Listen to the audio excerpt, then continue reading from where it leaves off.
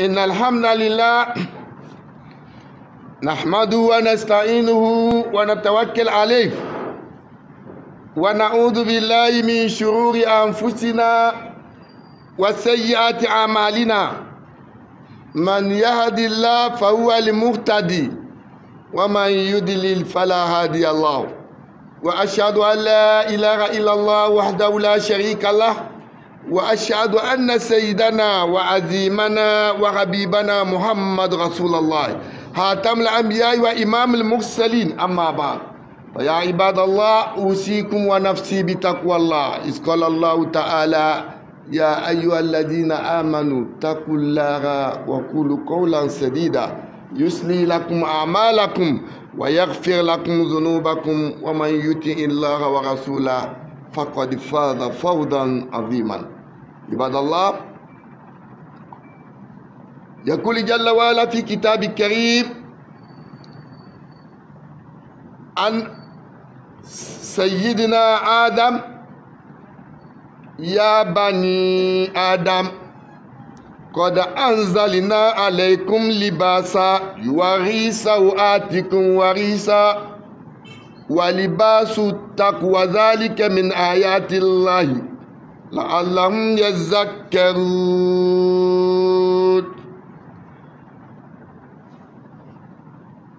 وفي بداية يقول فدلهم بغرور فلما ذاقا شجرة بدت لهما سوآتهما وطفقا ياسفان عليهما من ورق الجنة.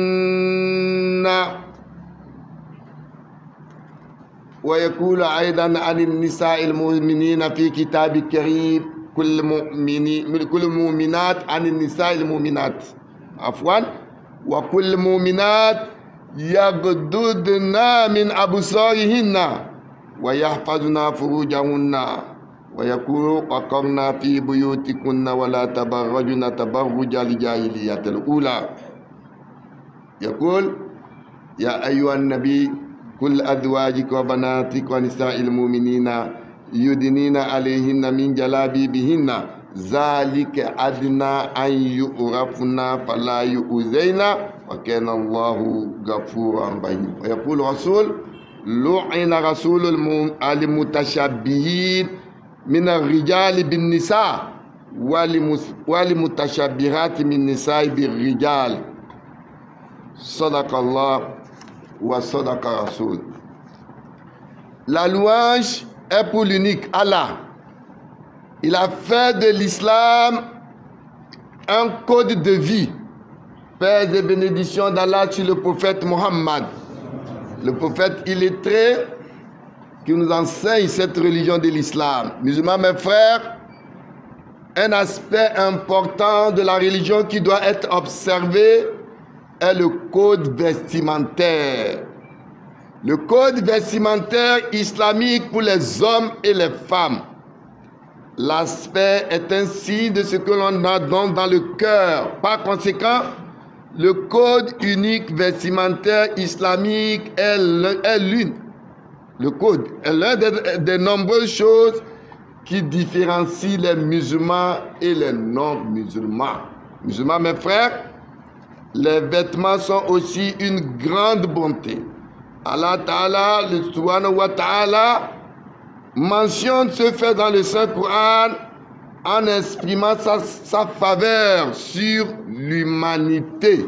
Allah dit, ô enfants d'Adam, nous avons fait descendre sur vous une tenue qui peut cacher vos parties honteuses et fait descendre des plumes ou les vêtements splendides et les vêtements ou le vêtement de la piété taqwa qui est le meilleur de tous. Aujourd'hui, les gens s'habillent totalement contre ce qu'Allah a mentionné dans le Saint-Coran. Et puis précisément, les musulmans copient les aveugles. Aveuglement, bien sûr, les aveugles. L'histoire de l'habillement, la première fois a été portée pour être humain sur la terre était des feuillants, comme on peut le voir dans le Saint-Coran. Allah dit فدلهما بغرور Et quand ils ont goûté l'arbre, Adam et Ève, ils ont goûté de l'arbre défendu. Leurs parties intimes sont exposées. Et Allah dit,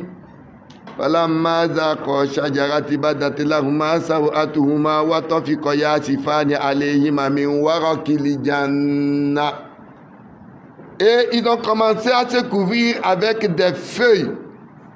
Musulmans, mes frères, Allah a fait mention de l'histoire d'Adam et Hawa.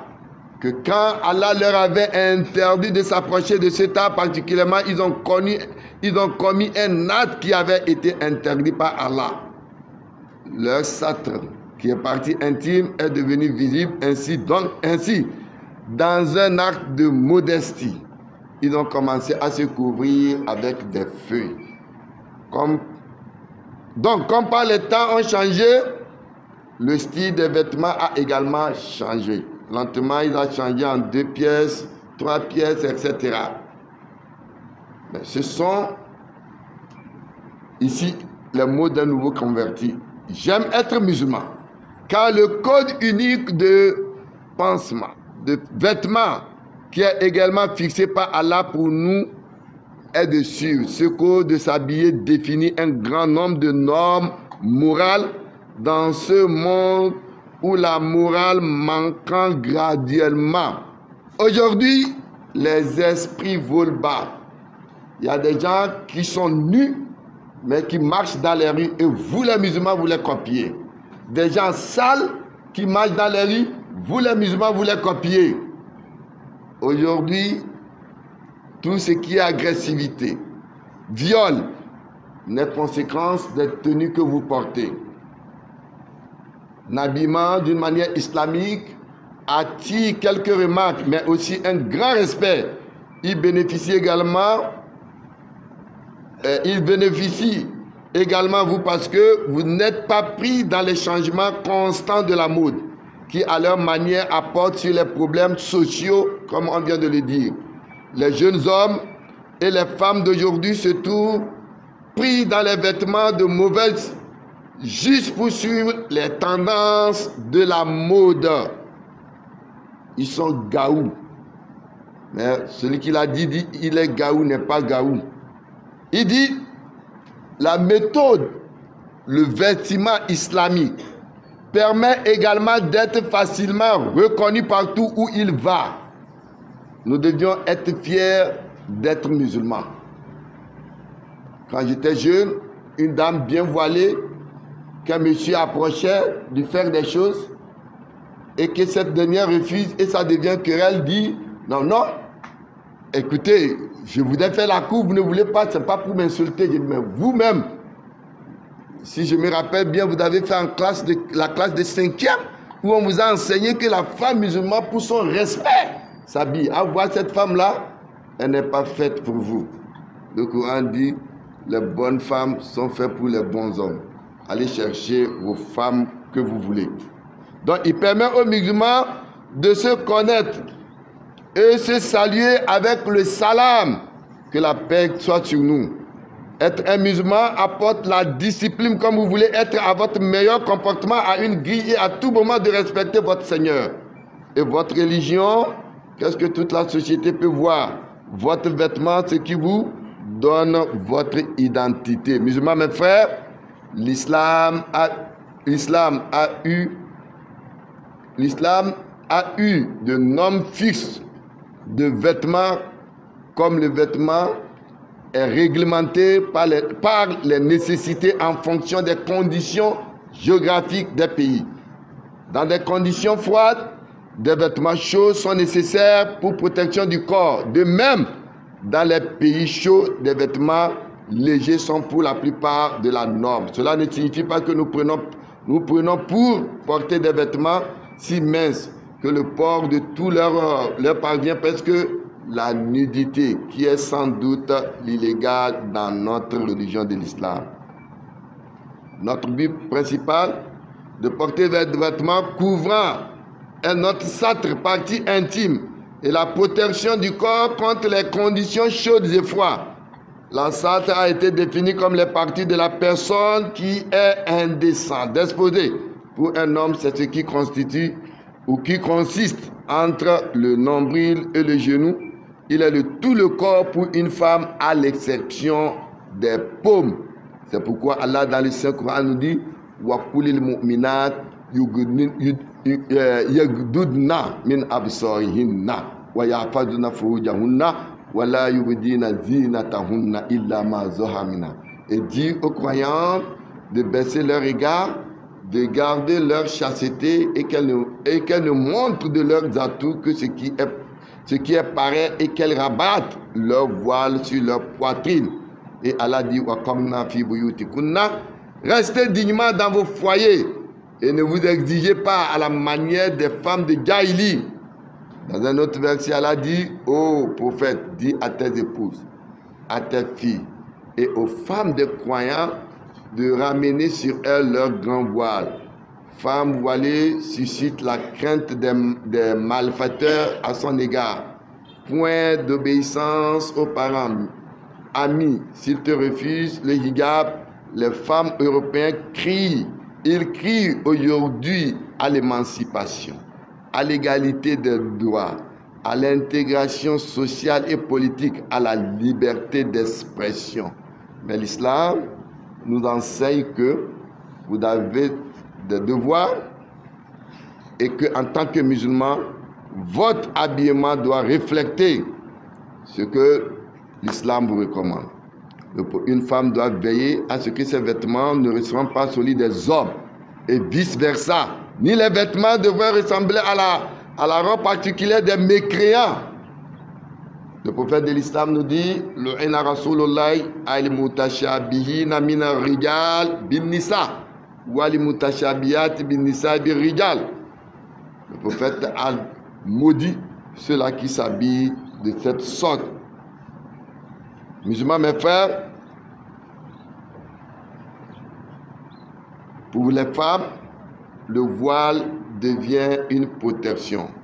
Allah est pudique, discret. Il aime la pudeur et la discrétion. Abu Daoud nous dit, toute femme qui ôte son vêtement en dehors de sa maison verra sa protection enlevée par Allah le Très-Haut. Le voile, le prophète nous dit, certes, chaque religion a sa éthique. Pour nous les musulmans, al-haya, chaque communauté a son éthique. Et de l'islam, notre éthique, c'est la pudeur. Imam Malik dit, la pudeur fait partie de la foi et la foi conduit au paradis. La pudeur et la foi ont été jouées ensemble. Si l'une est retirée, l'autre l'est aussi. Et le prophète de l'islam, il nous dit, toute ma communauté entrera au paradis, sauf ceux qui le refusent. Les compagnons demandèrent, mais qui donc refuse au messager d'Allah? Il leur répondit, quiconque m'obéit entrera au paradis, et quiconque me désobéit aura refusé. Le messager d'Allah dit, deux catégories de gens que je n'ai pas rencontrés, qui viendront après lui, font partie des gens du feu. Des hommes qui frappent leurs semblables avec des fouets en forme de queue de vache, des femmes nues, bien que vêtues, qui marchent en cherchant à séduire ou à se faire séduire. Leurs têtes sont semblables aux bosses inclinées des chameaux. Elles n'entreront pas au paradis, ni ne sentiront son odeur. Pourtant, son odeur peut se sentir à telle distance. Mes frères, le voile ne doit pas être en soi une parure ou un ornement conformément qu'elle ne mentionne de leur atout que ce qui en paraît. Donc, voile doit être épais, opaque et consistant, et non mince ni transparent. Le voile, grand et large, et non serré ni étroit. Le voile ne doit pas être encensé ni parfumé. Le prophète dit, toute femme qui se parfume pour faire sentir son odeur aux gens auprès desquels elle passe, commet aussi l'adultère des yeux. Voilà, ne doit comporter votre voile ne doit comporter donc aucune ressemblance avec des habits des négateurs. Musulmans, mes frères, voilà ce que l'islam nous recommande. Aujourd'hui, nous avons beaucoup de jeunes qui s'habillent de façon sale, qui ne savent pas que même si vous avez 2 habits et que vous les lavez, vous répondez aux principes de l'islam, qui s'habillent pour ressembler aux autres. Cela ne fait pas partie de notre religion, qu'Allah nous fasse miséricorde. Implorons le pardon, la miséricorde d'Allah. Alhamdulillah wa kafa summa salatu wa salam ala ashrafil mursalin sayyidina Muhammad wa ala alihi wa sahbihi wa sallam. Ibadallah, ittaqullaha haqqa tuqatihi wa la tamutunna illa wa antum muslimun. Chers croyants en Dieu, Allah Jalla wa Ala nous dit dans le Saint-Coran: Kul law antum tamlikuna khazainu rahmati rabbi izan la amsaktum khashiyata li-infaq wa kana li-insanu qatura. Wa yaqulu Jalla wa Ala yarifuna ni'matallahi summa yunkirunaha wa aksarahum likafirun. Sadaqallahu al-azim. Musulmans, mes frères, la compassion et la pitié comptent parmi les vertus des musulmans. La pitié a pour racine la clarté de la pureté de l'âme. Le musulman doit pratiquer la pitié, prendre part au meilleur des autres et recommander d'en faire preuve. Le prophète de l'islam a dit: ayez pitié de ceux qui vivent sur terre, le ciel aura pitié de vous. Celui qui n'a pas pitié des autres est indigne de la pitié. La tendresse ne fait défaut que dans le cœur d'un damné. C'est dans cet esprit de compassion, de pitié, que nous devons tous, membres de l'AMT, de l'ACMT, de la communauté musulmane, avoir la pitié d'une sœur médecin de formation et militaire et militante dans plusieurs organisations à caractère social et religieux. Membre de l'AMT, membre de l'ACMT, pépinière de l'AMT, est atteinte d'un cancer de sang. Le lymphonie de Hodgkin, autant pour moi, pour les médecins ici présents, lequel a été diagnostiqué à la suite de son accouchement depuis 3 ans. Elle a tenté de se faire soigner avec différents protocoles de chimiothérapie. Ces médecins traitants, ces médecins traitants estiment que c'est une maladie curable qui nécessite un soin dans un centre plus spécialisé. Une évacuation vers la Turquie est proposée dans les perspectives d'une meilleure prise en charge. Le coût estimatif de traitement est de ce jour en Turquie s'élève à 10 000 €, c'est-à-dire 72 millions. Compte tenu du dévouement de la cause de l'islam et de l'engagement de la fidèle ancien membre de l'AMT, membre de la CMT, dont le mari aussi militant dans notre structure, au profit de notre communauté, l'Union musulmane du Togo, ainsi que toutes les associations religieuses, invite chaque fidèle à faire au moins d'une somme de 1000 francs au moins. Vous pouvez donner plus, et pour permettre l'évacuation rapide de notre sœur.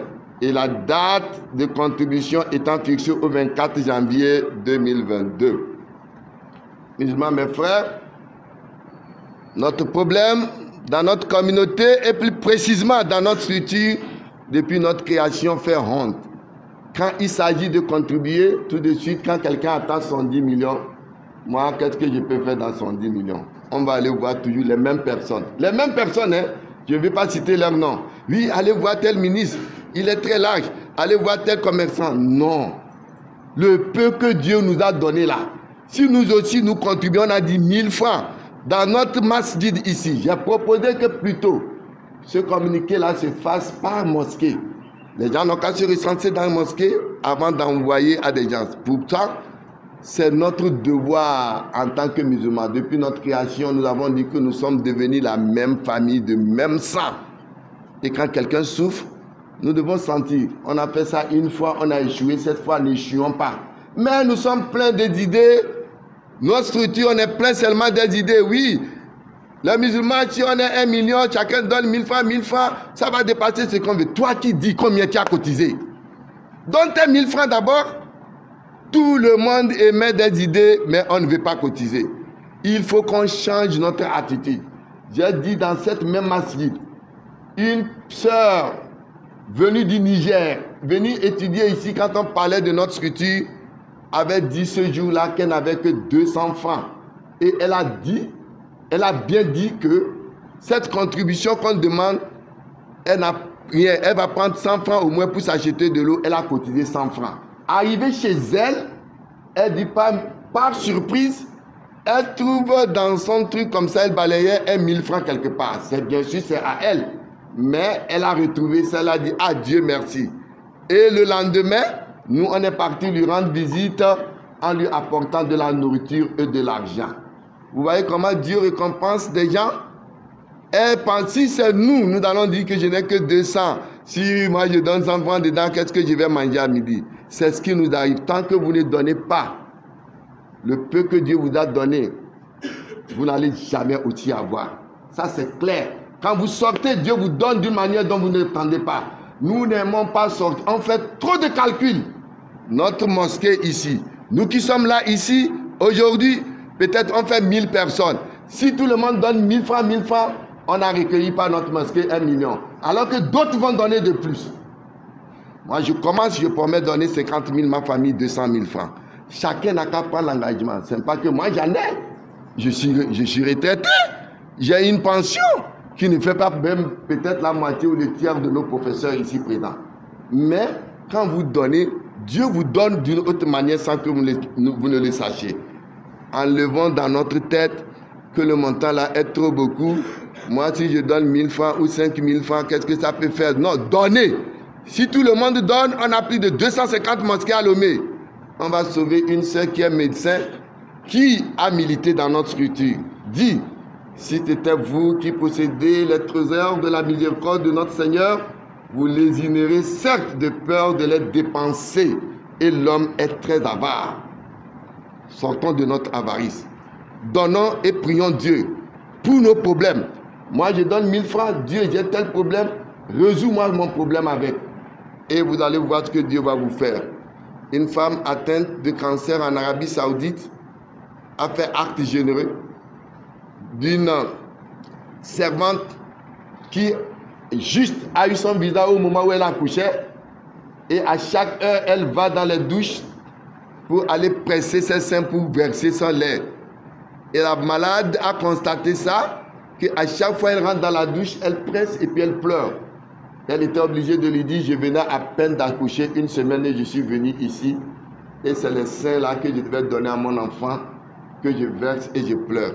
Cette dame a prié Dieu pour dire que Dieu, je souffre de cancer. Et elle a acheté un billet retour d'aller traiter sa famille avec tout ce qu'il lui faut.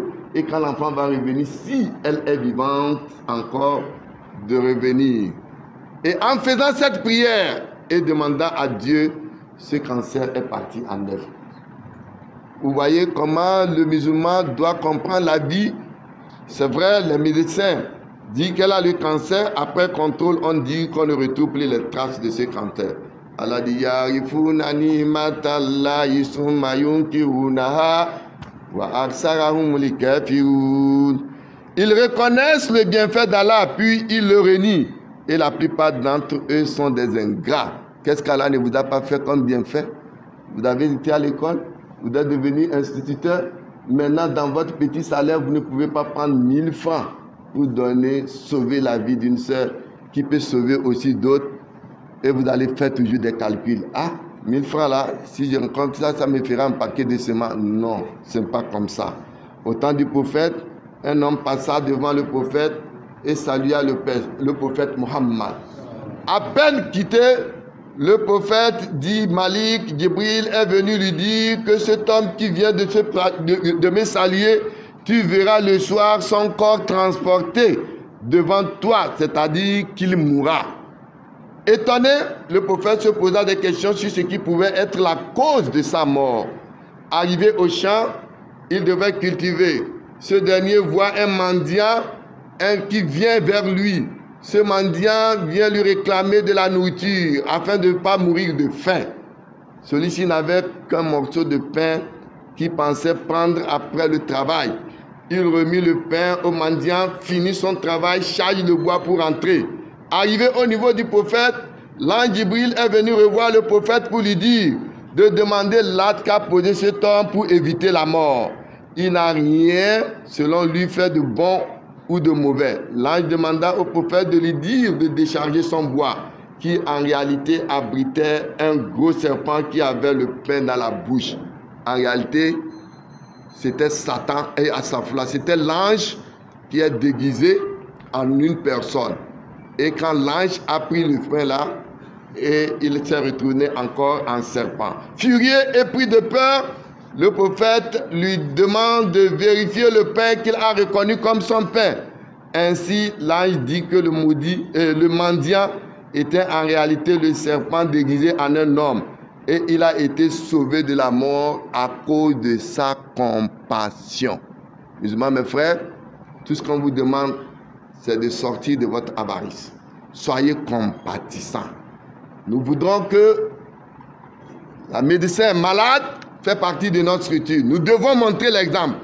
Notre masjid devait être la première des mosquées à faire sa contribution. Et tout le monde, on nous dit le délai c'est le 25, contribuer à travers cette masjid. Vous contactez le Koujesmous, vous contactez les imams ou certains professeurs de l'université que vous connaissez avec votre contribution et votre nom. Et j'ai dit, moi-même je commence dès tout à l'heure, qu'Allah nous facilite et guérisse notre sœur. Et qu'Allah nous guérisse tous. Nous devons dans nos contributions aussi implorer Allah pour nos mal. Que nous demandons à Allah qu'Allah guérisse la sœur. Et dans nos invocations, prier aussi pour elle. Et demander à Allah de nous résoudre aussi nous-mêmes nos propres problèmes. Et qu'Allah fasse de nous des musulmans sincères. Ibadallah, inna Allah ya'muru bil adli wal ihsan. Wa ita'i dhil qurba wa yanha 'anil fahsha'i wal munkari wal baghi. يعظكم لعلكم تذكرون قوموا إلى صلاتكم يرحمني ويرحمكم